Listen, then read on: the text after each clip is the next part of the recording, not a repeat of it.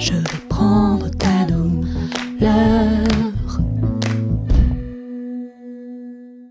Bienvenue au 18e congrès de la SFETD.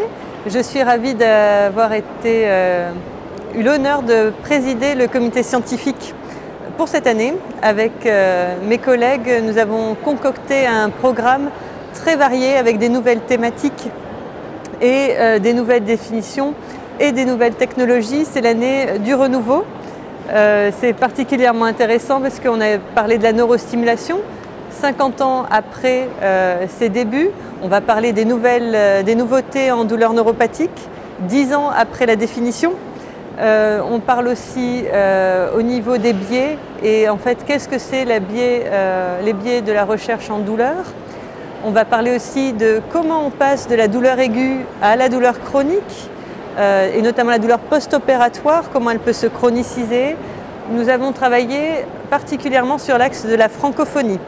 C'est important de travailler en équipe, ça on a l'habitude, mais aussi de trouver l'apport des pays voisins et amis avec qui on travaille depuis des années, car ils ont des nouvelles organisations, ils ont d'autres façons de voir les choses et le fait de combiner plusieurs points de vue différents, c'est ça qui enrichit vraiment.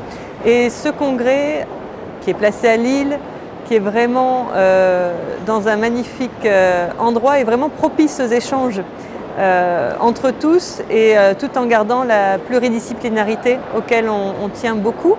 Et c'est aussi l'occasion d'inviter des personnes qu'on n'a pas l'habitude de voir au congrès, et notamment des qualiticiens, des chercheurs en santé publique et d'aborder d'autres thématiques et notamment aussi les innovations. Alors c'est sûr qu'il y a les serious games maintenant et il y a l'arrivée des nouvelles technologies, de la réalité virtuelle et comment cela peut nous aider à soigner nos patients. Je suis ravie aussi que pour la première fois au congrès, on parle de douleur et grossesse. Pourquoi? Parce qu'on connaît très mal ce sujet. Par manque d'intérêt, je ne pense pas, mais surtout par manque de données. Et la femme enceinte peut avoir des douleurs et peut avoir des migraines, des céphalées et on n'a pas beaucoup de données. On fait des recommandations et là l'intérêt au congrès c'était de parler à 3 points de vue, c'est-à-dire la préparation à la grossesse avec des techniques non médicamenteuses par la sage-femme et donc c'est au travers du yoga. On a parlé très scientifique au niveau de la recherche fondamentale qui sont l'impact du paracétamol et surtout de l'ibuprofène sur l'embryogénèse au niveau du testicule ou de l'ovaire du fœtus.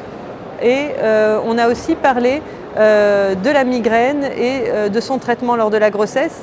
C'est très intéressant et j'espère que cela va amener à avoir plus de présentations ou d'ateliers autour de la douleur et de la grossesse. J'espère que le congrès de cette année va impulser une dynamique pour ouvrir ce congrès à d'autres thématiques autour de la douleur, d'autres chercheurs, d'autres horizons, parce que c'est en faisant des ponts entre différentes pratiques, différentes disciplines, qu'on va mieux comprendre comment fonctionne la douleur, comment elle se chronicise et comment on peut tous lutter ensemble. Et notamment la part de plus en plus importante des patients dans les congrès qui peuvent aussi apporter leur expertise. Je pense que c'est l'avenir de la médecine de la douleur.